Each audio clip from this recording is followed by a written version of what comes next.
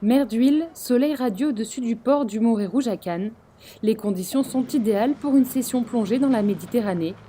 À quelques pas d'ici, dans un club justement, ils sont une petite dizaine à se préparer d'une manière un peu spéciale. Ces amateurs font partie de l'association Nature Dive. Leur but, préserver la biodiversité sous-marine en collectant des données spécifiques sur les peuplements de poissons et leur habitat. C'est de savoir dans quel état est le milieu marin, est-ce que son état de santé est bon, pas bon, est-ce que ça va mieux, est-ce que c'est pire qu'avant. Et pour ça, on a besoin de collecter des données, de pouvoir faire un état des lieux de cet état de santé. Alors, avant de plonger, briefing obligatoire. Ouvert aux plongeurs débutants comme confirmés, Samuel et son équipe forment ces passionnés grâce à des protocoles pour leur détailler leur mission une fois sous l'eau. Vous penserez bien à marquer tous vos paramètres, profondeur, température et la date et le lieu de la plongée. Et ensuite, je vous rappelle donc qu'il y a 3 critères principaux qui vont être pris en compte.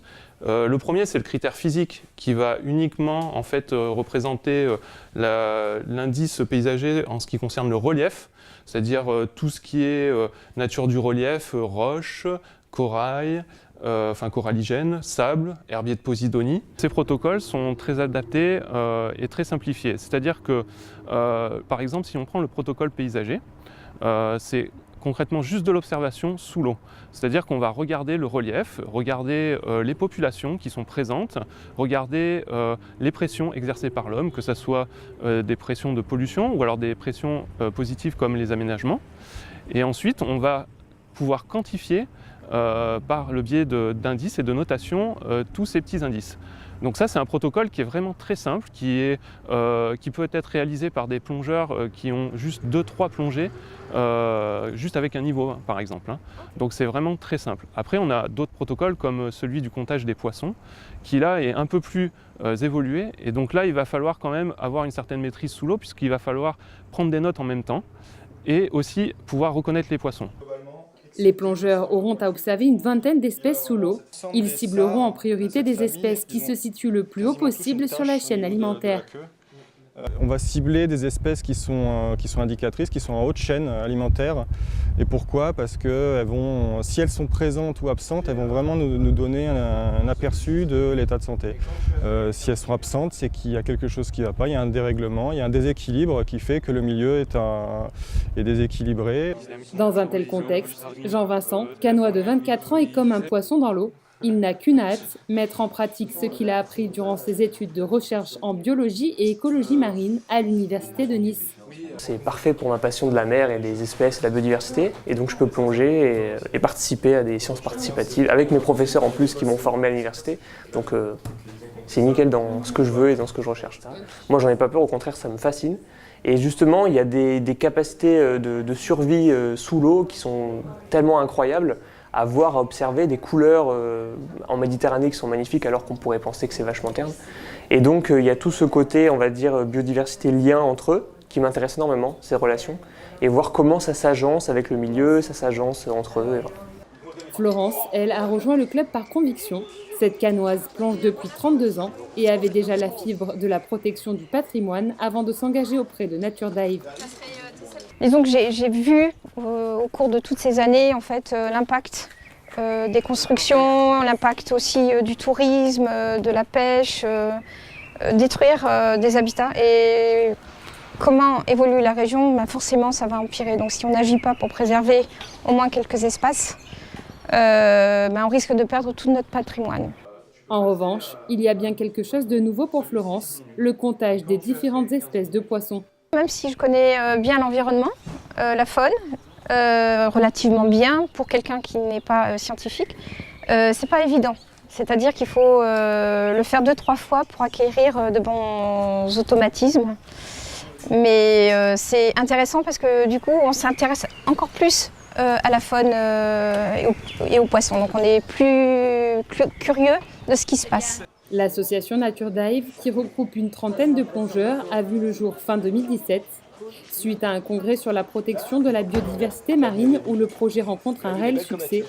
Samuel, Damien et Marie-Jeanne décident d'unir leurs forces pour mesurer l'impact de l'homme sur l'environnement marin, dresser un constat global de l'état des fonds de la Méditerranée mais surtout collecter des données pour les transmettre aux scientifiques de la région.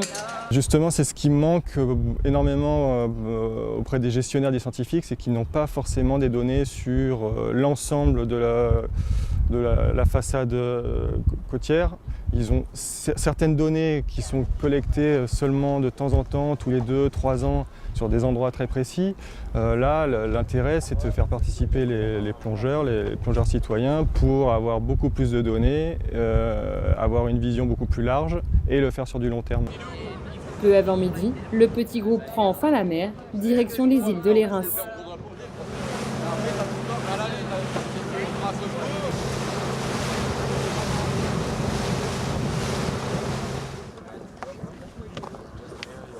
Et vous allez arriver sur la fameuse roche à Gorgone Caméléon. Donc c'est une très belle roche avec de la langouste, avec du mérou, du corail rouge également, des belles éponges sous cavité. Les plongeurs travailleront en binôme. L'un sera chargé d'observer les espèces et la taille approximative des poissons, tandis que l'autre aura pour mission de noter les informations communiquées par son partenaire. Une mission d'observation et un travail minutieux, ou comment plonger tout en étant utile pour la biodiversité.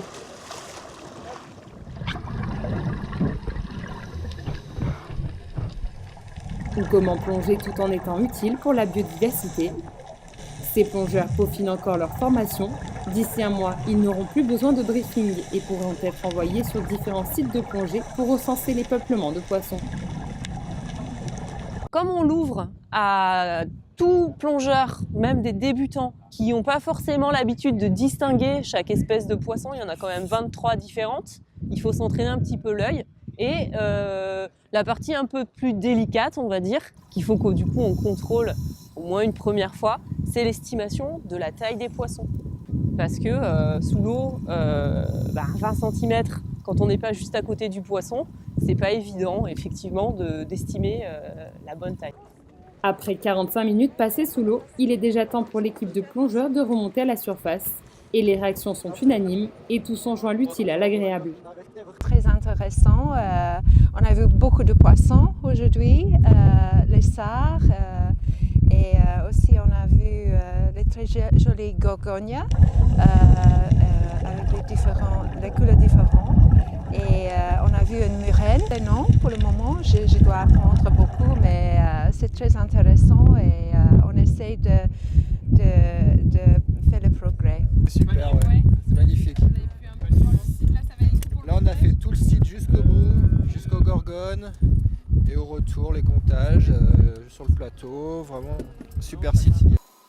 Des actions qui pourraient mener à la mise en place de mesures en faveur de la biodiversité marine, à l'image des mouillages fixes ou encore la pose d'habitats pour favoriser le repeuplement de plusieurs espèces de poissons. Comme la côte a été pas mal artificialisée, on va dire, c'est des habitats qui ont disparu avec cet effet donc, de population qui a grandi, on va dire, sur la côte.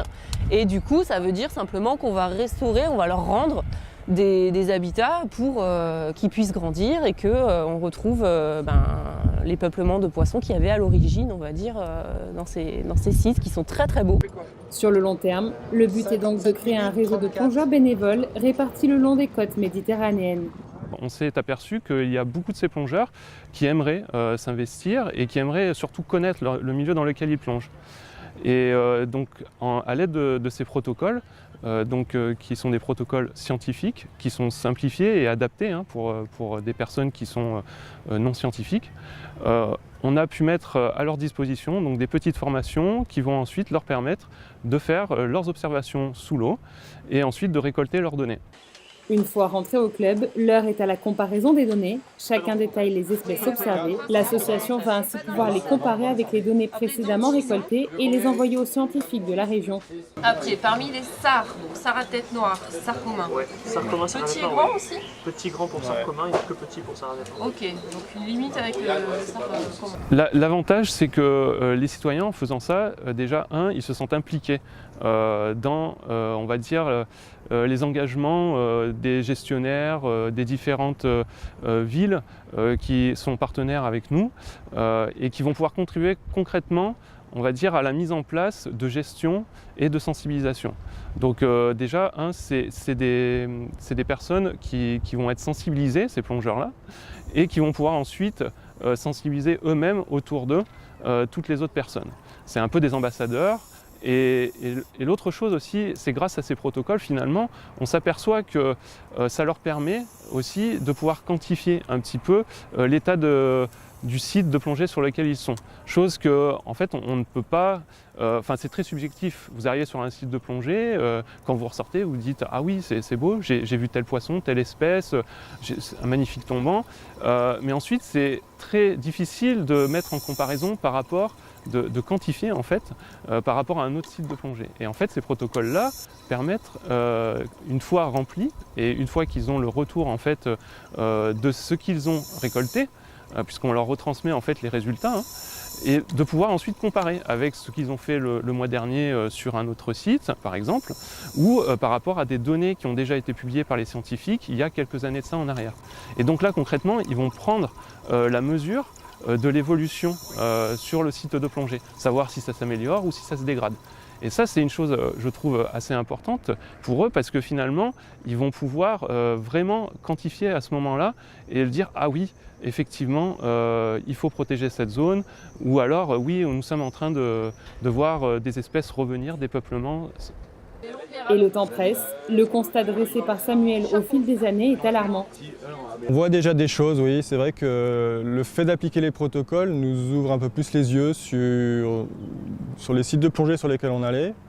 On ne s'en rendait pas forcément compte qu'il y avait déjà des pressions, qu'il y avait déjà des dégradations. Donc là, ces protocoles mettent déjà assez rapidement, parce que ces protocoles sont basés sur des données au niveau antériorité qui sont assez importantes, sur les peuplements de poissons en particulier. Et on peut déjà tirer des conclusions, c'est déjà assez visible qu'il y a des pressions, effectivement, des pressions liées à l'homme, des pressions liées à la pêche, des pressions liées aux ancrages, par exemple. On le voit, il y a des dégradations sur les fonds, il y a des dégradations sur les zones rocheuses. Les populations de poissons ne sont pas celles qu'on attendrait. Si on les compare à des réserves, on est loin du compte. Donc oui, il y a déjà des choses visibles. Après, bon, voilà, c'est des données qu'il faut maintenant évaluer sur un plus long terme, mais clairement, oui, on voit des choses. Ouais. Alors que l'association a décroché une subvention décernée par le ministère de la Transition écologique, Samuel, Damien et Marie-Jeanne travaillent d'arrache-pied pour étendre ces pratiques. Dernière nouveauté, élargir le recensement en snorkeling et non plus seulement en plongée. Ils comptent sur tous les plongeurs et amoureux de la mer pour les soutenir dans leur démarche.